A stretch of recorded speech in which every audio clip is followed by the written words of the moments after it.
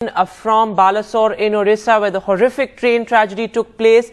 The CBI team has arrived at the spot. Remember, the CBI is now probing the incident as far as the triple train crash in Odisha's Balasore is concerned.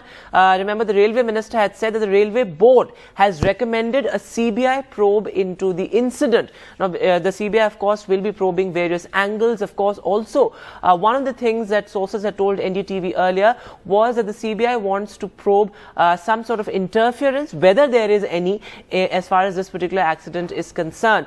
And now the CBI team has reached the spot there in Balasore. Remember, the CBI will be taking stock of the situation there on the ground. There's also been a lot of political row over the CBI, over the incident being handed over to the CBI, because remember, yesterday the opposition, including Congress President Mallikarjun Kharge, had said that it should not be the CBI or investigating agencies that should be probing incidents that involve technical errors or some sort of an investigation that involves a tragedy. Now, that's what was said by the opposition yesterday, but there you can see the CBI team has now reached the spot. These are live visuals we are getting from Balasore in Odisha. Now, remember, the incident took place at the Bahanaga Bazaar, near the Bahanaga Bazaar, in fact, at the Balasore district. So, these are visuals from there. And remember, Mamata Banerjee is also expected to reach Bhubaneswar today, and of course will take stock of how medical help and aid is being provided to the injured. But these are live visuals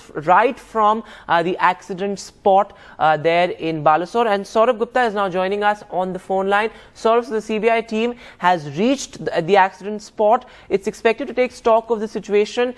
Why is the case handed over to the CBI? Take us through the details of that and what all is expected. What all will they take stock of today? Well, every time when there's a railway accident, the procedure is that there's a CRS inquiry, the Commissioner for Railway Safety. And that is, of course, an independent inquiry that takes place. In this case, the CRS inquiry has taken place, and the CRS inquiry will, of course, have its own report. But the mandate of the CRS inquiry is looking at railway functions. For example, the technical functions of a train, the point, the signal, the drivers, operations, local pilots operations, all of those things.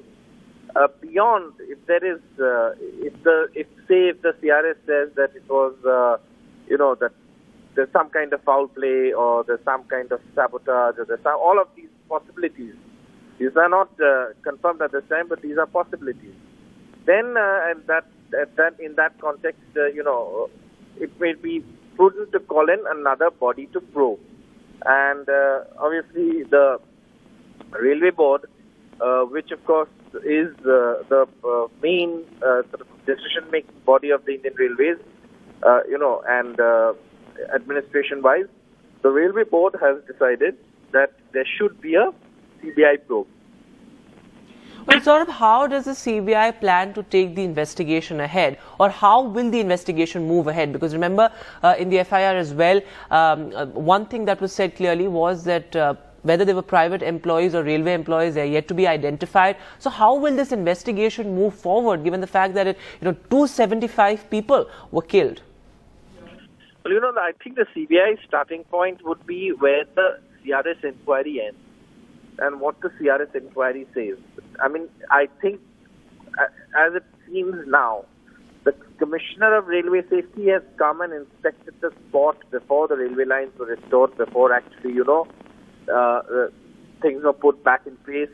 And I think that is important, because that would give you an idea of what happened on the spot without tampering with anything on the spot. But now what will happen is once the CBI reaches the spot, the rail lines have been restored and trains are running. So whatever tracks, whatever engine and all are there, they're all on the side of the track. For the CBI, its starting point would be the CRS inquiry. For example, if the CRS inquiry finds that there was some, intervention, then perhaps the CBI will look at who intervened and why, and how was that intervention allowed, and how did things take place. But much will still depend on the CRS inquiry, because the CRS inquiry is a very technical, protocol-oriented study of the accident site and arriving at a conclusion of what happened at the accident site after going through the wreckage of the collision and other stuff at the site. And sort of also there's been, this has become, at the center of a political flashpoint as well, a political standoff, because now, the opposition, including Congress President Mallikarjun Kharge, is saying that, CBI is meant to probe crimes and not rail accidents. That's true. The CBI is, obviously, railway accidents are always probed by the Commissioner of Railway Safety. And that has been the norm for years. Now, of course, this is something that obviously, there have been other cases as well where the CBI has been brought in. Ganeshwari, for example, in Jharkhand, where it was sabotage. It was clearly sabotage. It was, of course, that it was noticed that there was a human factor that led to the train derailing, and that was very clear even from the railway inquiry. And therefore, to figure out who is behind, that sabotage, that was handed over to the CBI at that point. And so this, of course, is, again, we don't know what the railway CRS inquiry has said. And it is quite clear that the CBI's probe will take over from where the CRS inquiry ends and what the CRS inquiry says. So it's important to understand that the CBI's probe would not include, overriding what the CRS has said. But if the CRS has said this has happened, then who has done it is perhaps what the CBI will look at.